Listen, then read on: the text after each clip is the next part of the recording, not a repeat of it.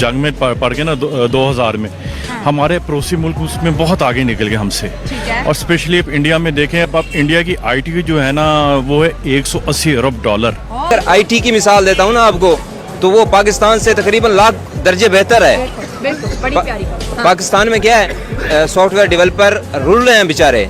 मतलब आप देखें कि इतना बड़ा आईटी हब बन गया है इंडिया कि अगर आप पाकिस्तान के आईटी सेक्टर की बात करें तो यहाँ लाहौर में ही आपको सिर्फ आईटी के कुछ ऑफिस नज़र आएंगे। मोस्टली लोग यहाँ पे या तो आपको बेरोजगार नज़र आएंगे या वो पाकिस्तान से मूव करके बाहर चले जाते हैं। आईटी में हमारी हुकूमत इन्वेस्ट कैसे करती है? रोटी पूरी नहीं हो रही लोगों की, आईटी में इन्वेस्ट करती है। जब तक ये बैन कल्चर पाकिस्तान में ख़त्म नहीं ना होगा, पाकिस्तान कभी भी तरक्की नहीं कर सकता। It is a world of technology right now, और जब तक हम टेक्नोलॉजी को फोकस नहीं करेंगे ना, पाकिस्तान कभी भी तरक्की नहीं कर सकता। जब आपके 8 सालों में 5-7 वज़ीर-ए-आज़म तब्दील हो रहे थे ना 11 सालों में, पहले 11 सालों में, तब वहाँ पर नेहरू ने 5 आईटी की यूनिवर्सिटी बना दी थी। ये चीज़ जंग में पड़ के ना 2000 में हमारे पड़ोसी मुल्क उसमें बहुत आगे निकल गए हमसे।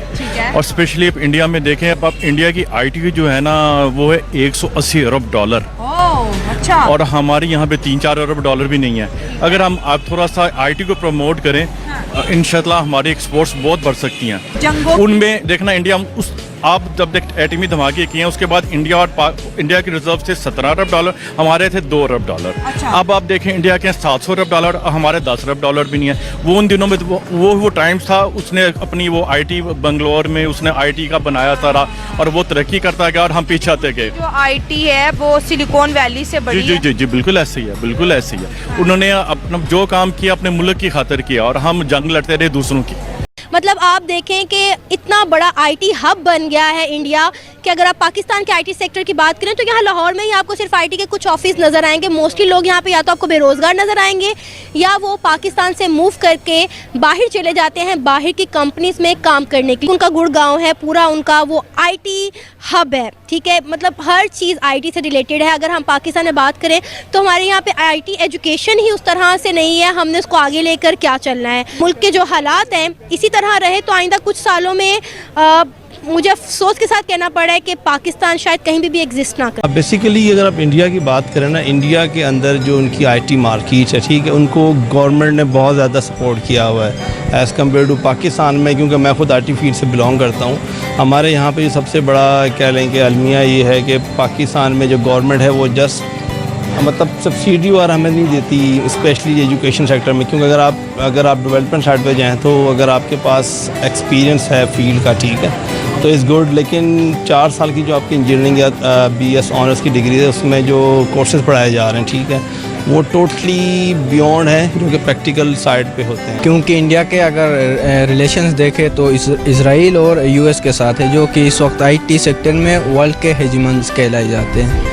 तो दूसरी जानिब पाकिस्तान में आपको ही पता होगा IT सेक्टर में काफ़ी पीछे है, इतनी अवेयरनेस नहीं है, इंस्टीट्यूशंस इतने नहीं है। अगर हम देखें इंडिया के अपने करैक्टर के ऊपर तो उसमें हम देखते हैं कि कश्मीर की अभी जो करंट सिचुएशंस हैं, सर्कमस्टांसेस हैं, उसमें इंडिया ने इवन के लोगों को वहाँ पे महसूर करके रखा हुआ है, इतना जुल्म कर रही है। इवन के जो आज़ाद स्टेटस का आर्टिकल था वो 370 का वो रिवोक कर दिया। सर मैं अभी जब किंग अब्दुल अजीज इंटरनेशनल एयरपोर्ट से जब हम उतरे, पाकिस्तानियों को वो कहते हैं कि आवाज दे, ठीक है ना, वो साइड पे। और जिनके पास इंडियन पासपोर्ट होते हैं, फॉरेनर पासपोर्ट्स होते हैं, कनाडा, अमेरिका, ठीक है, जिनके पास वो पासपोर्ट्स होते हैं, उनको VIP प्रोटोकॉल के साथ गुजारा। उनके शूज नहीं उतरवाए जाते, उनकी उस लेवल से चेकिंग नहीं होती, ठीक है। हमारी सबसे पहले यही, आप ये तस्वीर नहीं समझते कि वहाँ पे कितनी कंट्रीज की दुनिया आई होती है। इंटरनेशनल एयरपोर्ट है और वहाँ पे वो हम सबको देख रहे होते हैं कि पाकिस्तानी अपने जूते भी उतार के ट्रे में रख रहे हैं, और जूता भी स्कैन होना है तो आगे जाके उन्होंने ट्रे से उतार के अपना जूता। देखें फेसबुक से लेके गूगल से लेके जितनी भी बड़ी बड़ी कंपनीज हैं अराउंड द वर्ल्ड, उन सब ने अपने अपने ऑफिसेज इंडिया में खोले हैं, and they are the billionaire, ठीक है, ये बिलियनियर्स कंपनी है। उन्होंने अपना पूरा सारा वहाँ पे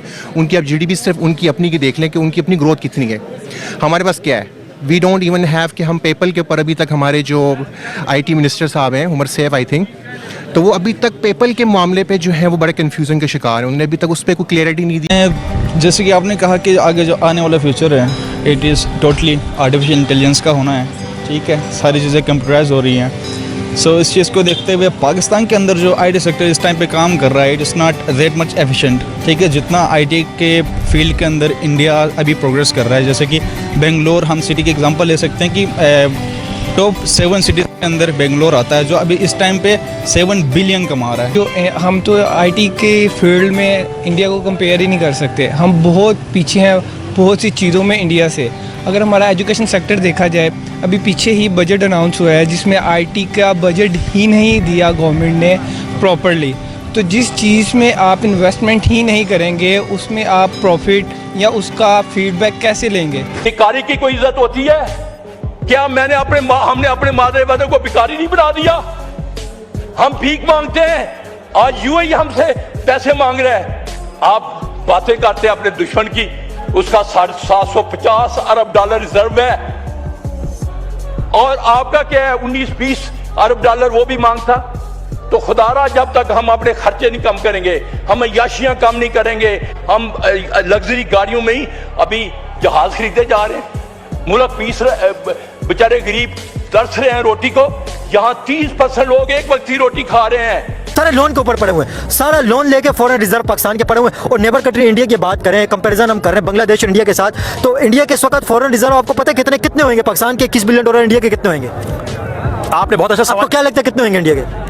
इसके बारे में मैं आपको नहीं। 694 बिलियन डॉलर, 694 बिलियन डॉलर। और इंडिया की एक्सपोर्ट इतनी ज्यादा है कि इंडिया के अपने फॉरेन रिजर्व पड़े हुए हैं। इसकी वजह यही है कि सबसे पहली बात है कि हमारे यहाँ जमहूरियत नहीं है, हमारे यहाँ अच्छे सच्चे और हक के लीडर नहीं है। मैं इमरान खान को लाइक नहीं करता, मगर मैं समझता हूँ आई एम 66 ईयर्स ओल्ड, इस वक्त पाकिस्तान के अंदर कायद आज़म के बाद जो लीडर है वो सिर्फ इमरान खान है। इंडिया के अंदर उनकी गवर्नमेंट ने पूरा कह लें कि लाइक सिलिकॉन सिटी और इस टाइप की चीज़ें बनाई हुई जहाँ पे उनको फ्री ऑफ कॉस्ट ट्रेनिंग मिलती हैं, उनको इंटर्नशिप प्रोग्राम मिलते हैं जिसमें उनका एक्सपोजर डेवलप होता है। पाकिस्तान में ऐसी चीज़ नहीं है। पाकिस्तानी मुझे कहना नहीं चाहिए लेकिन अनफॉर्चुनेटली कहना पड़ रहा है, क्योंकि पाकिस्तान में जो कल्चर है, जो सोसाइटी है, जो पॉलिटिक्स है, जो गवर्नमेंट है, जो चीज़ें होल्ड कर रही है, rather than focusing on IT, वो इस चीज़ को फोकस ही नहीं करे, उनको अपनी सीट की फिक्र है। इंडिया की तरक्की के बारे में और पाकिस्तान की तरक्की, what is main difference between India and Pakistan?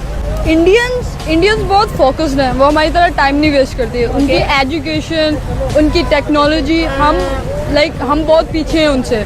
Pakistan में हम फोकस नहीं है, हम शॉर्टकट्स की तरफ हैं। हमारे हुक्मरान हमारी मर्जी के नहीं हैं, हम पे मुसल्लत किए हुए हैं।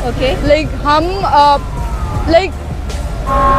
फ्रीडम की तरह नहीं फील। खबर आई है कि 4700 पाकिस्तानी सऊदी अरेबिया ने पकड़े हैं जो भीख मांगते हैं सऊदी अरेबिया में। यहाँ से जाते हैं उम्रा करने, आपको बता के जाते हैं उम्रा करने जा रहा हूँ, मुझे बता के जाते हैं हज करने जा रहा हूँ, उधर जाके भीख मांगते हैं। किसका इमेज खराब हो रहा है? इंसल्ट किसकी हो रही है? फर्स्ट ऑफ ऑल तो गदागरी एक काबिल मजम्मत प्रोफेशन है। बिल्कुल। अब तो ये बाकायदा सनत का दर्जा अख्तियार कर चुका है। अच्छा, प्रोफेशनल लोग इस सिस्टम को अडॉप्ट कर चुके हैं, एजुकेटेड लोग भी इसमें आ रहे हैं और उन्होंने अपनी टीमें बनाई हुई हैं, बाकायदा टेंडर होते हैं। अच्छा, बड़ी इंफॉर्मेशन है भाई को। अच्छा, और बाकायदा नेटवर्क होते हैं, कोई आउटसाइडर उस नेटवर्क में आ जाए तो उसको उसका चेक एंड बैलेंस स्टार्ट हो जाता है कि भाई आप में कैसे आ गए।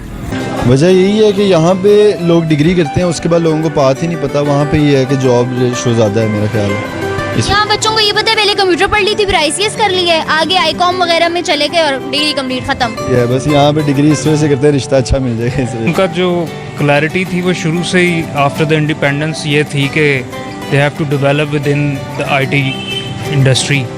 तो तब से लेकर अब तक तो वो काफ़ी आगे जा चुके हैं। दे compete with silicon valley, with the US और इवन सॉफ्टवेयर हो, हार्डवेयर हो। दुनिया में 5वीं बड़ी इकोनॉमी इंडिया बन चुका हुआ है। दुनिया की पावरफुल स्ट्रॉन्ग कंट्री इंडिया बन चुका है। G20 की मीटिंग उधर हो रही है, वो अमीर तरीन लोग बन चुके हुए हैं। मतलब उनका लेवल चला गया इंग्लिश कंट्रियों के लेवल पे। अभी अरब अमारात की बात था तो सऊदी अरेबिया जिसे हम बहुत अमीर समझते थे, जिसे हम समझते दुनिया के बादशाह, ये लोग पेट्रोल से कमाई करते थे। आपको ये आइडिया नहीं, किसी ने नहीं बात बताई। सऊदी अरेबिया पेट्रोल से पूरे साल में इतना पैसा नहीं कमाता जितना पैसा वो इंडिया IT एक्सपोर्ट करके अपना पैसा कमा रहा है, उससे ज्यादा। IT की मिसाल देता हूँ ना आपको, तो वो पाकिस्तान से तकरीबन लाख दर्जे बेहतर है। बड़ी प्यारी। पाकिस्तान में क्या है, सॉफ्टवेयर डेवलपर रुल रहे हैं बेचारे, और वहाँ पे आप पाकिस्तान में कोई मुझे एक सरकारी इदारा दिखा दें जहाँ पे जो IT का स्कोप हो। अगर हमारे पास नादरा है तो वहाँ पे वो लोग बैठे होते हैं जिनको कंप्यूटर ऑपरेट करना नहीं आ रहा होता। अगर हम देखते हैं तो पाकिस्तान में बैन कल्चर है। बैन कल्चर एक ऐसा कल्चर है जो आपकी सोसाइटी, आपके यूथ को डेड कर देता है। PUBG बैन हुई, आईटी के जितने भी काम है बैन हुए, क्रिप्टो बैन हुआ, दुनिया में क्रिप्टो से लोग इतना कमा रहे हैं, क्रिप्टो बैन हो गया पाकिस्तान में इतने इन्फ्लुएंसर, पाकिस्तान में फ्रीलांसिंग बैन है, अमेज़न बैन हो गया है, एवरीथिंग इज बैन। जब तक ये बैन कल्चर पाकिस्तान में ख़त्म नहीं ना होगा, पाकिस्तान कभी भी तरक्की नहीं कर सकता। It is a world of technology right now, और जब तक हम टेक्नोलॉजी को फोकस नहीं करेंगे ना, पाकिस्तान कभी भी तरक्की नहीं कर सकता। सर, हम दूसरी दफ़ा फिर IMF के प्रोग्राम में हैं, क्यों बार बार IMF के प्रोग्राम में जाते हैं? ऑल्टरनेट कुछ नहीं है ना, क्योंकि आपका कोई भी मुल्क आपको सपोर्ट करने के लिए तैयार नहीं है, तो सब आपकी सपोर्ट कर करके आपको थक गए हैं सामने कैमरे की तरफ। हाँ। तो इस वजह सब थक चुके हैं, सब थक चुके हैं, बस हो गई है सब, बस सबकी बस हो गई है कि हम अपने पैरों पे खड़े नहीं हुए। हाँ। बांग्लादेश हमसे आगे निकल गया, अफगानिस्तान हमसे आगे निकल गया, हम बहुत पीछे रह गए। हाँ। सर, अच्छा चलो हम कानून को नहीं फॉलो करते, मान लिया करप्शन है, यही वजूहत है कि हम पीछे रह गए, और बाकी जो पड़ोसी मुल्क, आपने बांग्लादेश का नाम लिया, आपने बकाया पड़ोसियों का नाम लिया। देखिए ना, हमारी मेन जो हम जहाँ पे हम क्लैप्स किए हैं ना हमने, हाँ। ये हम जो हमने जंग लड़ी है ना, उसमें हमारा बेरा जंग लड़ी किसके साथ? अफगानिस्तान की जो जंग लड़ी है, आप अफगान जंग की बात। हाँ, उसमें हम बहुत पीछे रह गए। आईटी में हमारी हुकूमत इन्वेस्ट कैसे करती है? रोटी पूरी नहीं हो रही लोगों की, आईटी में इन्वेस्ट करती है। हमें बेस आईटी सेक्टर में डेवलप करनी है। हाँ, डेफिनेटली। देखें, एक तो अगर आपका स्टूडेंट का जो इंटरेस्ट है ना, वो सबसे पहले देखा जाता है। हमारे यहाँ पे सबसे बड़ा इशू ये भी है कि जी पेरेंट्स ज़बरदस्ती जो है वो उनको कहते हैं जी आप किसी फील्ड में धक्का देते। जब आपका इंटरेस्ट है तो आप मेरे ख्याल से उसमें ग्रो करें। कैरियर काउंसलिंग की बहुत एग्जैक्टली, कैरियर काउंसिल की बहुत कमी। जब आपके 8 सालों में 5-7 वजीर आजम तब्दील हो रहे थे ना 11 सालों में, पहले 11 सालों में, तब वहाँ पर नेहरू ने 5 IT की यूनिवर्सिटी बना दी थी। ये चीज तो वहाँ पर आईफोन क्या और भी चीजें हो सकती। G20 ऐसे नहीं आ रहा। कालम था अनोखी दास्तां, ठीक है, उसमें मैंने हिंदी अल्फाज इस्तेमाल कर लिए। दुआ की जगह प्रार्थना लिख दिया। अच्छा, प्रार्थना होती है, दुआ करना होती है, मैं समझ ठीक है। उसके सिर्फ ओनली जिसको कहते हैं, उसकी जगह केवल लिख दिया। तो मुझे जो रिस्पॉन्स आया, उन्होंने कहा कि ये हिंदुस्तान की कौम नहीं है, ये पंजाब और पाकिस्तान की कौम